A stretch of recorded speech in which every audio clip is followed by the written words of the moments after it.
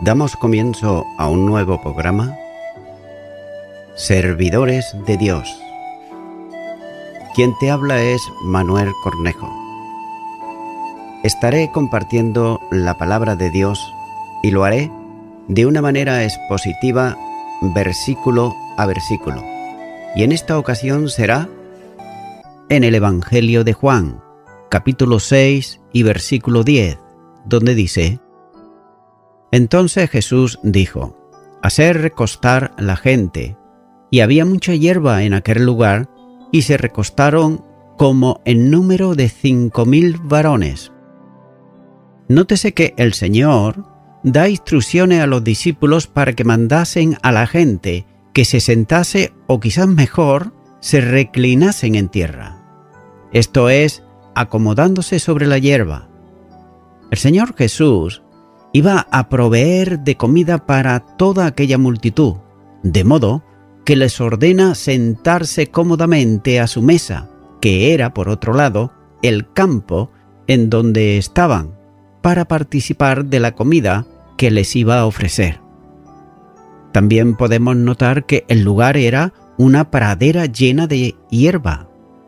Téngase en cuenta que en el tiempo de Nisán, el mes que corresponde a nuestro marzo o quizás abril, pasados los rigores del invierno, los campos llenan de hierba y flores antes de que vengan los calores rigurosos del verano.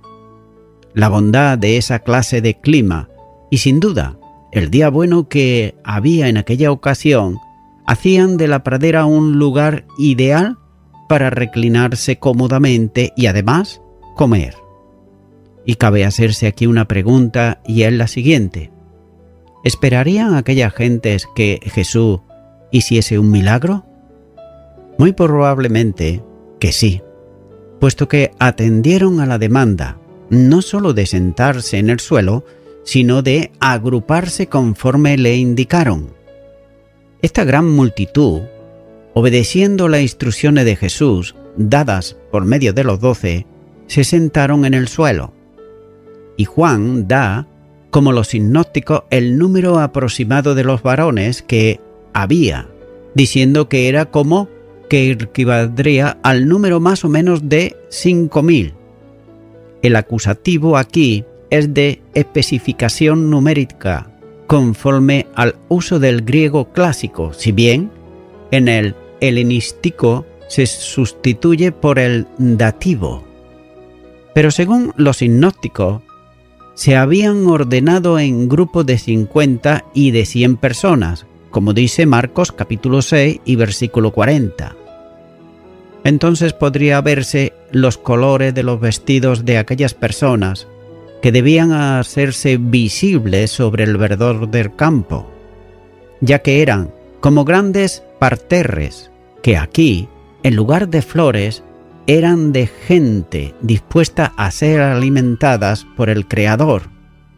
Entonces, ¿por qué aquí solamente se cuentan los varones? Probablemente el número de ellos era muy superior al de las mujeres y los niños presentes. Con todo, se está aquí hablando de una cantidad considerable de personas que excedía las 5,000 personas. Continúa ahora con el versículo 11, donde dice: Y tomó Jesús aquellos panes, y habiendo dado gracia, los partió entre los discípulos, y los discípulos entre los que estaban recostados, asimismo de los peces cuanto querían. El milagro va a producirse luego de una oración de gracias que el Señor hace. La gratitud por la provisión de alimentos es una obligación moral que la criatura tiene hacia su Creador. La oración de acción de gracias por la comida era habitual entre los judíos.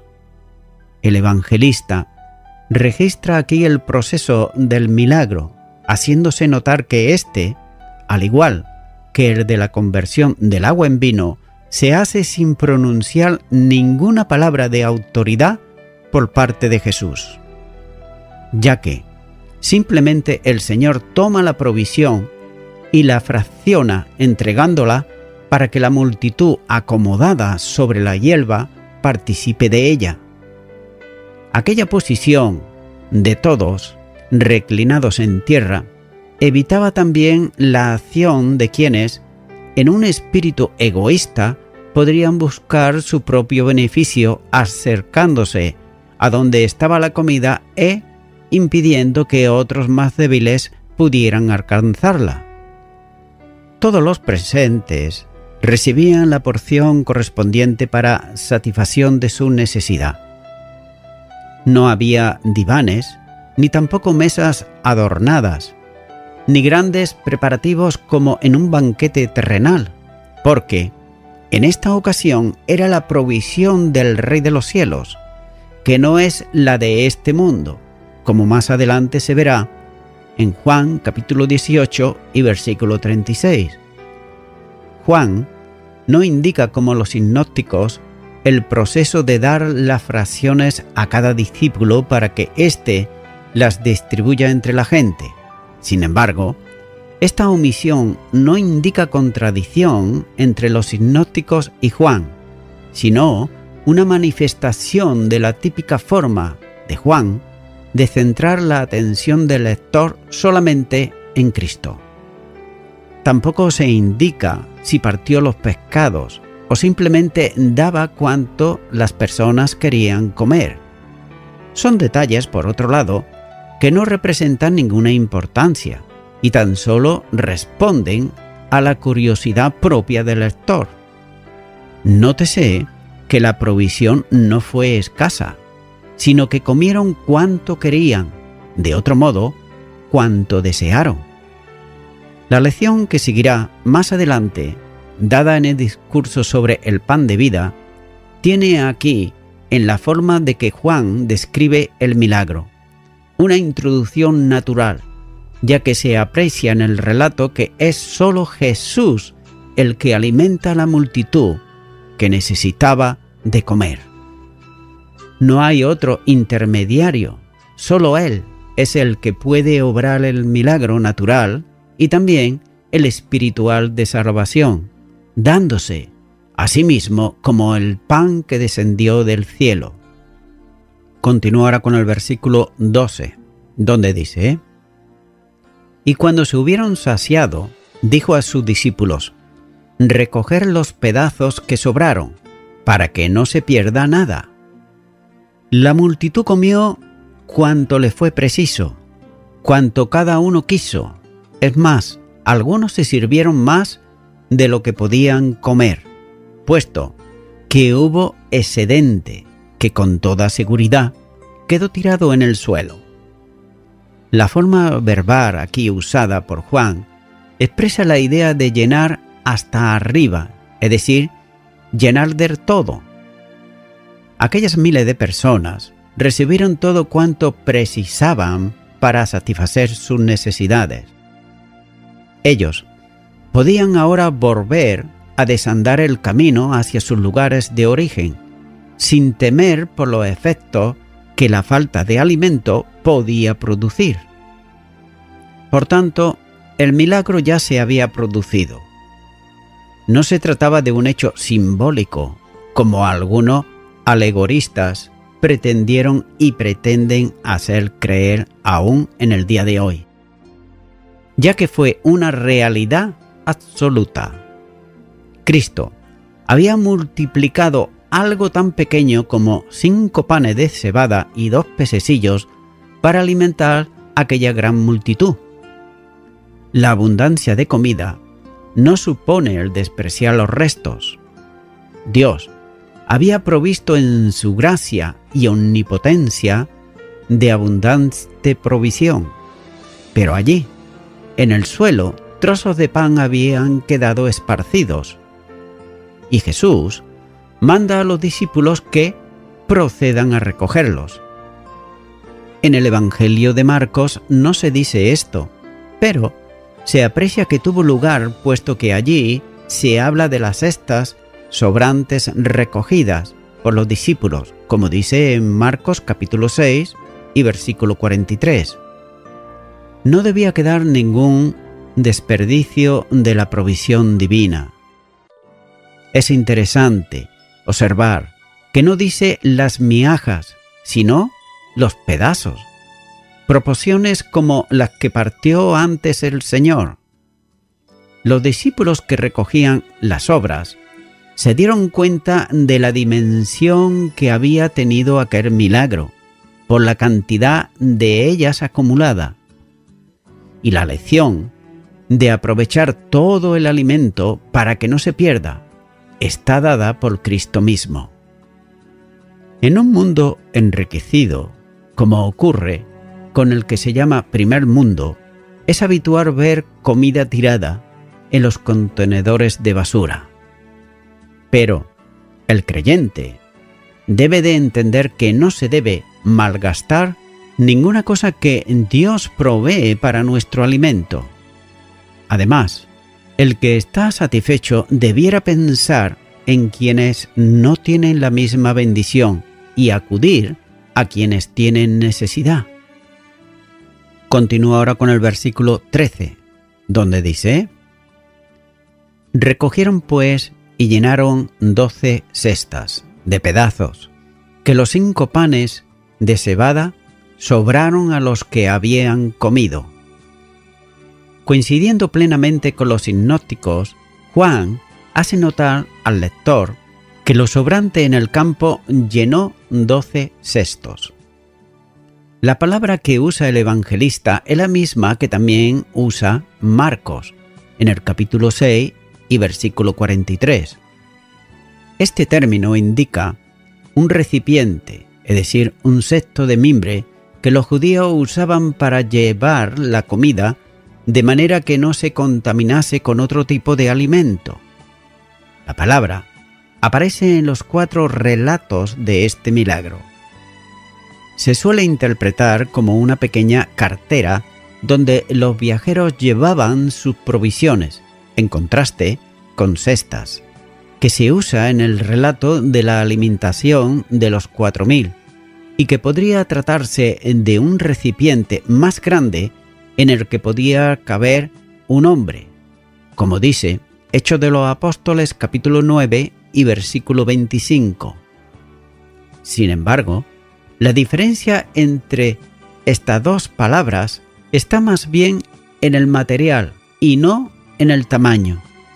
La utilizada aquí por Juan era más rígido y posiblemente más frágil, mientras que era una cesta de material más resistente y amoldable como era el cáñamo. Sin duda alguna que se trata de opiniones idiomáticas que no tienen en sí una importancia especial en la interpretación del relato. Pero la pregunta es inevitable. ¿Cómo había allí 12 cestas? ¿Las llevaban consigo los 12 para provisiones durante el retiro? Pudiera ser, aunque a la luz del texto bíblico no puede determinarse, tal vez la expresión no se refiera tanto al número de cestas que se llenaron, sino al volumen de comida que necesitaban para llenar 12 cestas.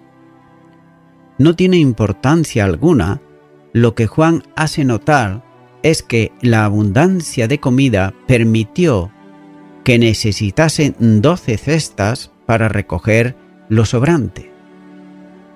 Haciendo una precisión muy propia de Juan, recuerda que esas 12 cestas llenas de porciones de comida que habían sobrado a las más de 5.000 personas que quedaron satisfechas procedían de los 5 panes de cebada. Por tanto, la provisión sobrante llegaba para cada uno de los 12, que disponía de una cesta llena. Tenían alimento para el día venidero o incluso para varios días. También es necesario recordar que en alguna ocasión debió haberles faltado lo necesario, por cuanto recogían espigas del sembrado con la mano para comer.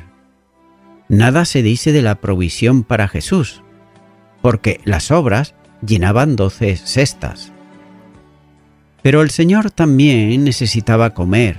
Sin duda, los discípulos estarían más que dispuestos a compartir con Él la comida que Él mismo había provisto.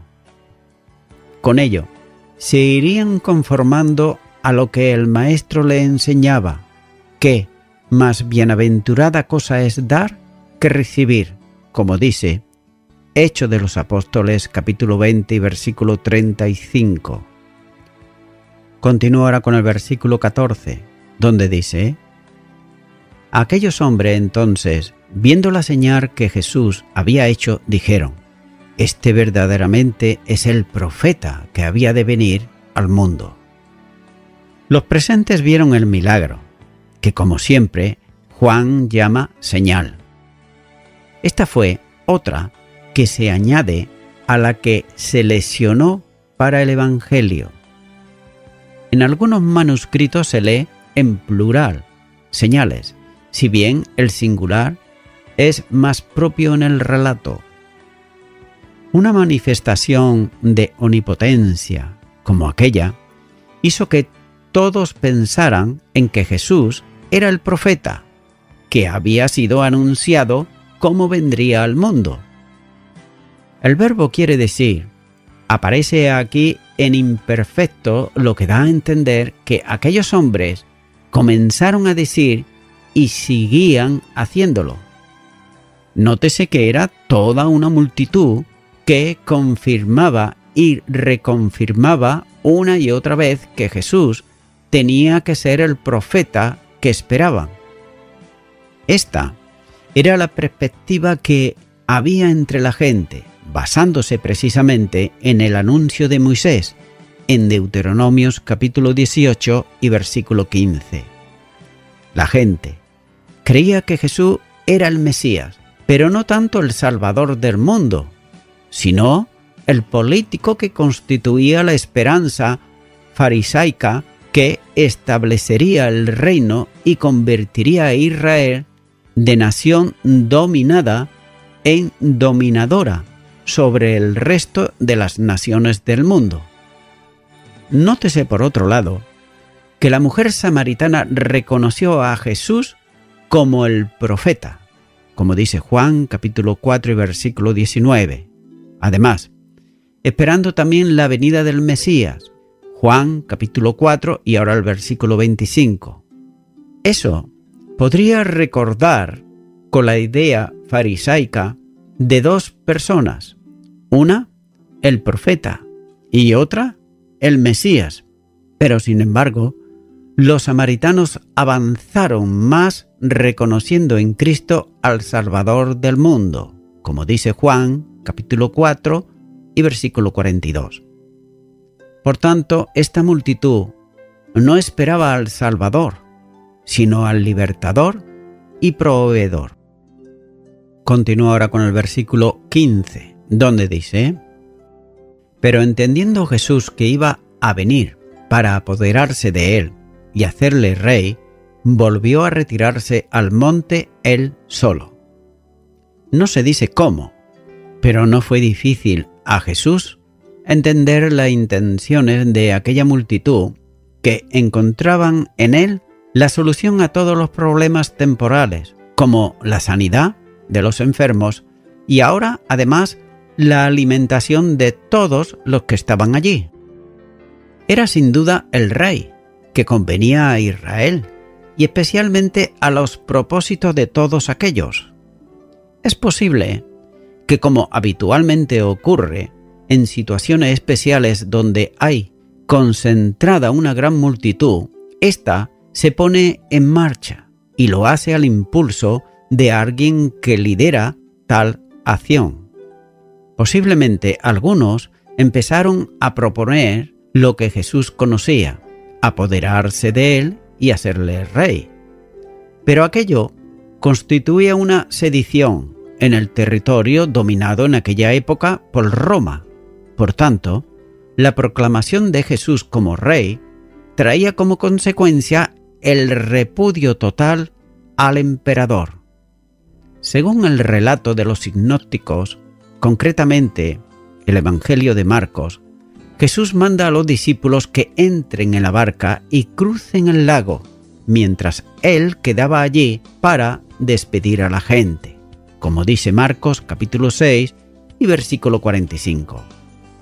Nótese que Marcos señala la urgencia con que Jesús mandó a los discípulos que embarcasen y cruzasen el mar.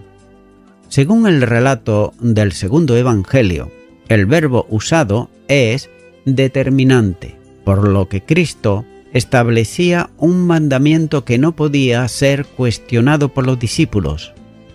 Es probable que ellos les hubiese gustado quedarse con el Maestro mientras la multitud se iba marchando, pero el Señor no se lo consintió. Sin embargo, no se puede apartar la vista de lo que Juan quiere decir aquí. Era el tiempo próximo a la fiesta de la Pascua, y sin duda, muchos peregrinos que iban hacia Jerusalén se mezclaron con la multitud y habían presenciado el milagro. Además, todos convenían en que tenía que ser el profeta y, posiblemente para muchos bien podía ser el Mesías. Pero sin embargo, lo que sí es evidente es que aquel debía ser tomado, llevado a Jerusalén y hecho rey. Los mismos discípulos albergaban en sus pensamientos planes para ver cuál sería el puesto que les correspondería en él para ellos en el eminente reino de los cielos, que sería instaurado por el Maestro, como podemos observar en el Evangelio de Mateo capítulo 20, a partir del versículo 20 en adelante. Posiblemente fue por esta causa que tomó la determinación de despedir las gentes y hacer partir a los 12 hacia la otra orilla. Es interesante también observar que el verdadero Rey de Reyes y Señor de Señores había venido para mostrar el camino de entrada al reino de los cielos. Pero, sin embargo, los hombres no aceptaban ese camino y procuraban convertir a Cristo en el Rey que ellos deseaban que fuese. Ellos no conseguirían su propósito y además perderían la entrada al reino que Él le anunciaba. La multitud fue retirándose hasta quedar el Señor solo. ¿Cómo lo hizo? No tenían el firme propósito de apoderarse de Él, llevarlo a Jerusalén, coronarlo como rey y conseguir la liberación del yugo romano, estableciendo el reino de los cielos que ellos esperaban. No hay otra respuesta que esta. Fue la palabra de Jesús. Su autoridad era irresistible, porque era la palabra de Emmanuel, Dios con nosotros, que ordenaba a los discípulos subir a la barca y cruzar el mar, y a las multitudes que se retirasen de aquel lugar, dejándolo solo. Ahora bien, nunca nadie está solo cuando busca la comunión en oración con Dios. Para la visión limitada de los hombres, Jesús está solo. Pero Él mismo dirá más adelante que nunca estaba solo, porque el Padre estaba con Él.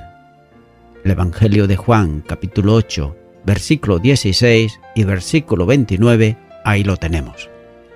Cuando quedó solo, mientras los discípulos navegaban cruzando el lago, el Señor retornó al lugar donde había estado antes de que llegase la multitud al monte.